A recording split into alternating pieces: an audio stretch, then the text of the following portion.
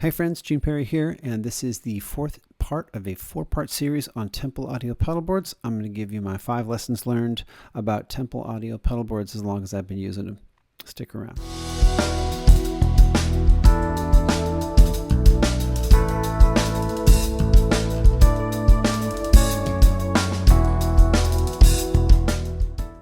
Hey, thanks for tuning in. Gene Perry here. I'm going to talk about 5 lessons learned that I've had in the time that I've been using Temple Audio pedal boards. And so let's get right into it.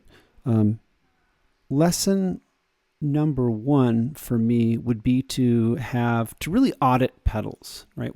Before you put a pedal on your pedal board, like really know what it is that you want it to do, where you want it on your pedal board, and where it's situated relative to other pedals. And so on this particular pedal board, I'm using dual lock. And so I generally like having pedal plates on all my pedals. It just feels nice and clean.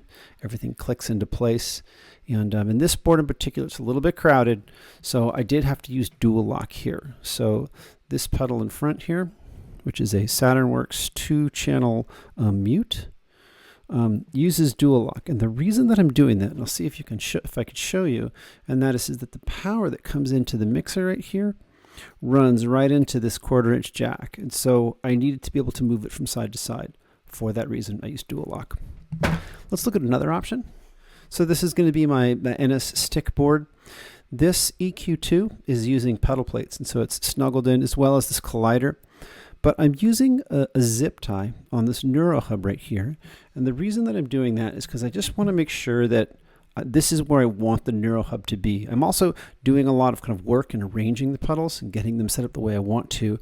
So I need to be able to have this plugged in and functional, but I don't want to commit a plate to it one of the reasons is that it has feet on the bottom. So I just need to make sure that before I take off the feet on this little pedal here, this little MIDI switcher, I want to make sure that, how I feel about it. And, so far, I'm kind of auditing the Neuro hub, and I like it a lot. So chances are it's going to stay. But I'm using a zip tie here. So I haven't committed to putting a pedal plate on it, and that's okay.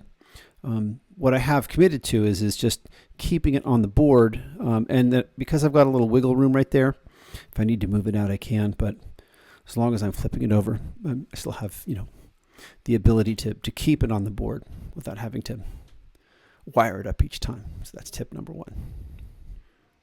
Tip number 2 is to use painter's tape. So if you put this on the bottom of your pedal, you won't have to get a lot of the adhesive stuck on the back of your pedal if you decide to remove the pedal plate. So I've got an HX stomp here, and you can see that there's just kind of some residual on the back here. You can avoid that by putting down some painter's tape and then applying your pedal plates. And I'm going to jump right into that now.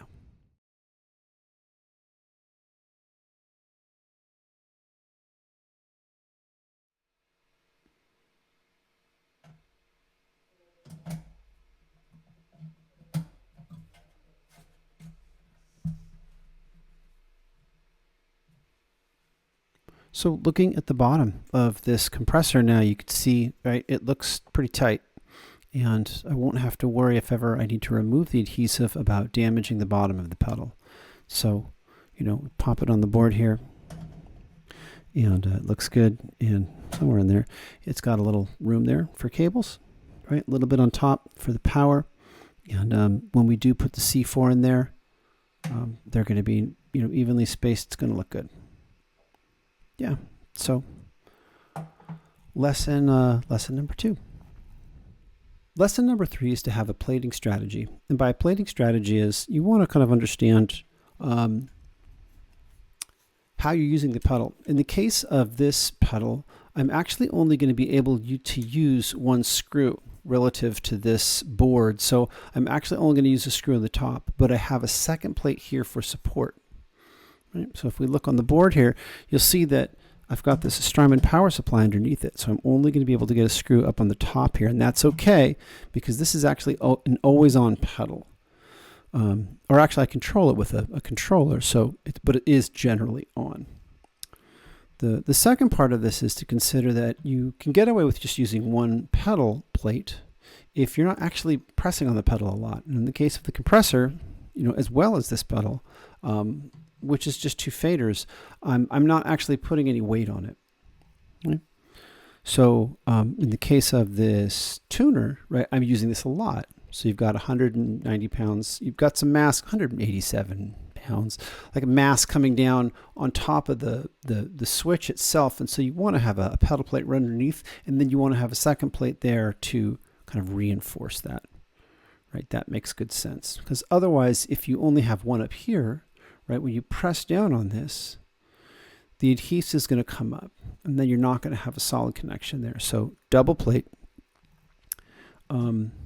it's like $3 more, it's $5 more, depending on the size of the plate, but it's worth it. So yeah, that's lesson number 3. Lesson number 4 is to not go overboard.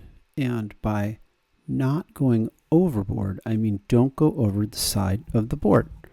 If you look here, you can see that I've got control and power coming into this Source Audio EQ2, and if I put the board up on its side like this, right, I'm not putting any pressure on the board itself, it's not in the way of the board when I set it on its side, so I'm not going to cause damage to the pedal by having the power and the control collide with the table or the ground, and so it's safe there, and so that will ensure that I've always got a solid connection and that there's no damage to the pedal itself from pressure being applied to these 2 jacks, and that the adhesive that I keep a nice snug connection with the adhesive.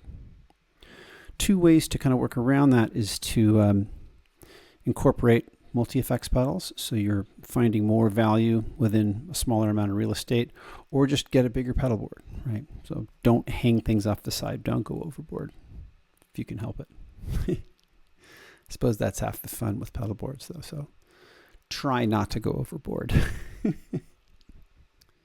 Lesson number 5 for working with Temple Audio pedal boards is to be creative.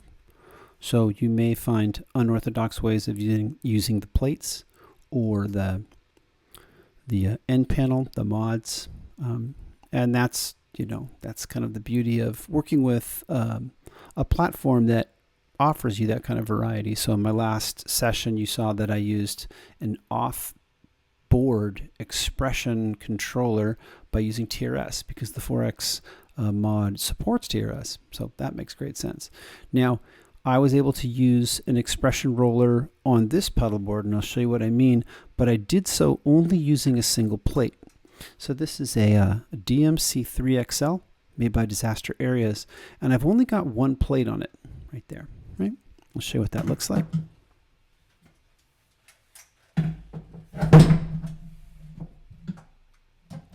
I wanted to be able to hang the expression roller off the side of the board. Right, so I wanted that to,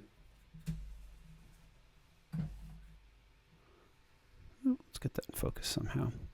I wanted to have that roller hanging off the side of the board there, so I only used a single plate. I used a plate on the inner side of the board so that I could have the roller right here, and it just made good sense. So guess what? I only needed 1 plate there, and then I used this end panel for support.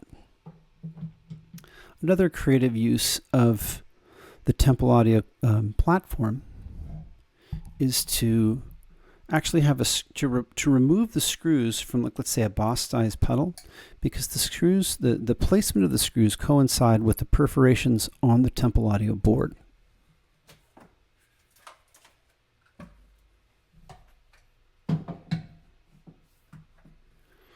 Right? In this case, you'd line up the holes on the perforations of the board with where the screws go into the pedal, and that means you have a slightly longer screw which extends through the board and then into the pedal. You'd want to make sure that the screw is the right size. You don't want to damage the circuit board of the pedal, and that's kind of my second kind of finding that I had, in terms of being creative. Yeah, so those are my 5 tips for working with the Temple Audio platform. I hope that you've enjoyed it. Always appreciate a like. If you haven't subscribed, please consider doing so. If you have any comments or feedback on your Temple Audio board, I'd love to hear it. And thanks so much for watching. Next month I'll do a little bit on these fantastic source audio pedals I've been exploring. I think we'll look at the Atlas compressor to start with, and we'll talk about the opportunities that are available with pedals like this that offer basically 2 ins and outs, and how we can use them with instruments like the Chapman stick that have 2 signal paths. It's so cool. Thanks again for tuning in. Cheers and take care. We'll see you in the next one.